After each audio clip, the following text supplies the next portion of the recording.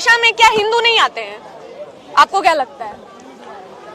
अब मैं ही बोलूंगा तो इनसे भी सर आप बताइए, सेक्युलर की परिभाषा में क्या हिंदू नहीं आते हैं अकॉर्डिंग टू सो कॉल्ड बड़े पत्रकार? सो कॉल्ड बड़े पत्रकार जो हैं, हाँ। जैसा कि अभी भाई कह रहे थे कि रविश कुमार, हाँ। एक जाना पहचाना सा नाम है, हाँ। पर उसकी इमेजिनेशन क्या है पब्लिक के बीच में वो सब जानते हैं। और रही बात सेकुलरिज्म की, तो सेकुलर शब्द जो है, पहले तो हमें इस शब्द पे विचार करना चाहिए, क्योंकि जब संविधान का निर्माण हुआ था उस समय सेकुलर जैसा कोई शब्द नहीं था यहाँ पे। अब जो सो कॉल्ड सेकुलर पत्रकार हैं, जिनको सिर्फ ये दिखाई देता है कि हिंदुत्व या फिर हिंदू आतंकवाद या फिर हिंदू आतंकवादी या फिर राम भक्त जैसे शब्दों का इस्तेमाल करते हैं रविश जैसे लोग, तो उनको फिर मोहम्मद भक्त कोई क्यों नहीं मिलता है? जो देश के सुरक्षकों के ऊपर, जिनके हाथ में सुरक्षा व्यवस्था, ऐसे सैनिकों के ऊपर जो पिस्तौल तानते हैं, उसमें उनको, जिसका नाम दुनिया जानती है कि शाहरुख खान है, मोहम्मद शाहरुख, और ऐसे ही लोग जो कश्मीर में पत्थरबाजियां करते हैं या फिर दिल्ली में जो पत्थरबाजियां करते हैं, वो तो सर उनको तो बेचारे हैं, वो मासूम हो जाते हैं। हाँ। ताहिर हुसैन जैसे लोग मासूम हो जाते हैं उनके लिए। तो सबसे पहले तो हमें ये विचार करना है कि पहले तो रवीश का पहले तो डीएनए करवाना, कहीं वो हलाला की पैदाइश तो नहीं है, खून गंदा तो नहीं उनका, पहले तो उनका ये डीएनए टेस्ट करवाना चाहिए। और उसके बाद फिर ये देखना चाहिए सेकुलर शब्द, जो सेकुलर शब्द संविधान में आया, कब आया, कैसे आया? जब देश का बंटवारा, देश का विभाजन हिंदू और मुसलमान के नाम पे होता है। जिन्ना ने यही डिमांड की थी कि हम मुस्लिम हिंदुओं के साथ नहीं रह सकते हैं, क्योंकि हमारी परंपराएं अलग अलग हैं, हम अलग अलग मान्यताओं के लोग हैं, तो एक साथ हमारा रहना नामुमकिन है।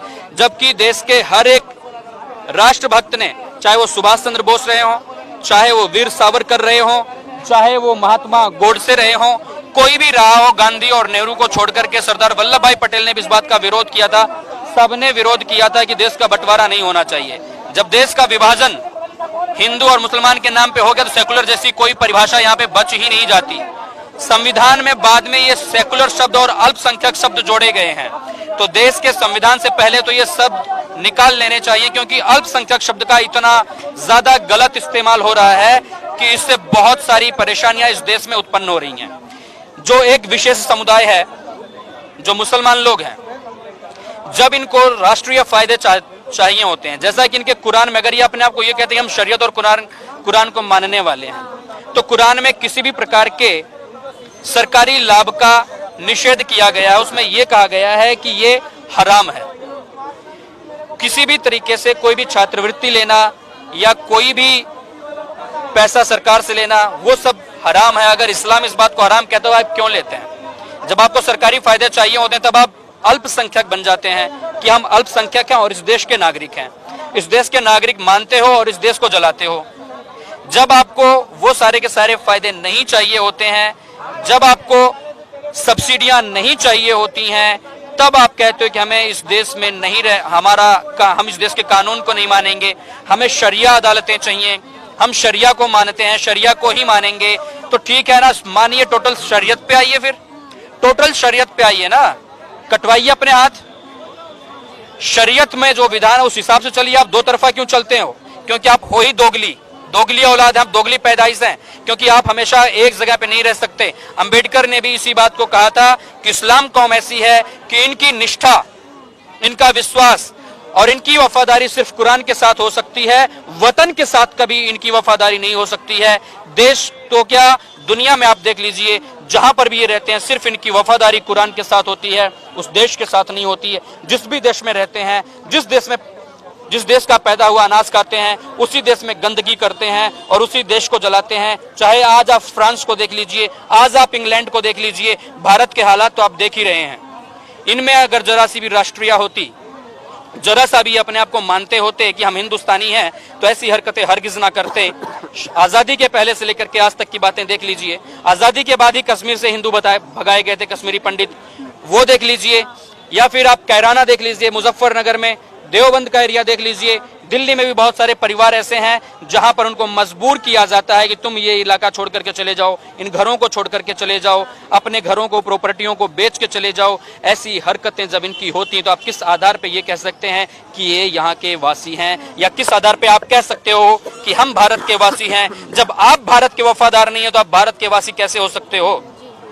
सर ऐसा भी देखा गया, मैंने देखा है कि 4 मुस्लिम एक हिंदू के बीच में रह सकते हैं, लेकिन एक हिंदू 4 मुसलमानों के बीच में नहीं रह सकता है, ऐसा अनुमान देखा जाता है। हाँ, तो बार बार जो मुझे लगता है ये हम लोग की दिक्कत है कि हम अपने आप को ही स्टैंड नहीं कर पा रहे हैं, हम इन सारी चीजों में उलझे हुए हैं और इसी वजह से हमारे साथ ऐसा हो रहा है। मुझे तो लगता है कुछ दिनों में ऐसा होगा कि हम ही इस देश से बाहर जाएंगे, वही यहाँ पे रहेंगे। आप क्या कहते हैं? क्योंकि उनकी तो नीति यही है, गजवाए हिंद। आप शाहीन बाग देख रहे हैं, शाहीन बाग सिर्फ CAA और NRC का विरोध नहीं है, वो ये दर्शाना चाहते हैं, ये बताना चाहते हैं कि यहाँ पर किसी भी मुस्लिम को आप पूछ लीजिए, वो यही कहता है यहाँ पे पहले हमारी हुकूमत थी। मैं ऐसे लोगों से जो ये कहते हैं कि यहाँ पे हमारी हुकूमत थी या हमारा यहाँ पे राज था, मैं उनसे ये पूछना चाहता हूँ कि जरा थोड़ा सा अपना चश्मा बदलिए, अपनी 2-3 पीढ़ियां नीचे उतरिए, तो आप ये देखिए कि आपके पूर्वज कौन थे। अधिकतर तो इस बात को नहीं मानते, पर कुछ लोग इस बात को स्वीकार करते हैं कि हमारे पूर्वज तो हिंदू ही थे। तो आप ये सोचिए पहले कि जब आपके पूर्वज हिंदू थे तो वो मुसलमान कब बने, क्यों बने, कैसे बने? क्योंकि उनको तलवार की नोक पे मुसलमान बनाया गया। अगर आपके साथ कोई जबरदस्ती करे तो आपको अच्छा नहीं लगेगा। अगर कोई कर चुका हो फिर आप सोचेंगे इसका बदला कैसे लिया जाए या इस गलती को सुधारा कैसे जाए। तो जब आप ये देखते हैं कि आपके पूर्वजों के साथ जबरदस्ती की गई, आपके पूर्वजों को बलात इस्लाम में कन्वर्ट किया गया, तो आपको उस चीज को, उस भूल को, उस गलती को सुधारने के लिए फिर से आपको हिंदू धर्म में आना चाहिए, फिर से आपको वैदिक धर्म अपनाना चाहिए। ये आपका प्रतिशोध होता, ये आपका प्रायश्चित बनता है। ये प्रायश्चित नहीं बनता कि बलात जब आपके पूर्वजों को मुस्लिम बनाया गया और फिर भी आप उसी के नुमाइंदे बने हो, फिर भी उसी कुरान का रास्ता अपनाते हो, उस कुरान में जिसमें इंसानियत का एक पहलू भी नहीं है, जिस कुरान में यह कहा जाता हो कि जो इस्लाम पे और कुरान पे ईमान लाता है वही मुसलमान है, और जो मुसलमान नहीं है, जो इस पे ईमान नहीं लाता है, वो काफिर है और काफिरों को जीने का हक नहीं है। ये अल्लाह का फरमान है। तो बताइए, अगर ये अल्लाह का फरमान है, मैं मानता हूं कि अल्लाह का फरमान है, अल्लाह ने ये दुनिया बनाई, ये तुम भी मानते हो, और अल्लाह ने अगर ये दुनिया बनाई है तो उस अल्लाह की दुनिया में, उस अल्लाह की मर्जी के खिलाफ गैर मुस्लिम आए कहां से?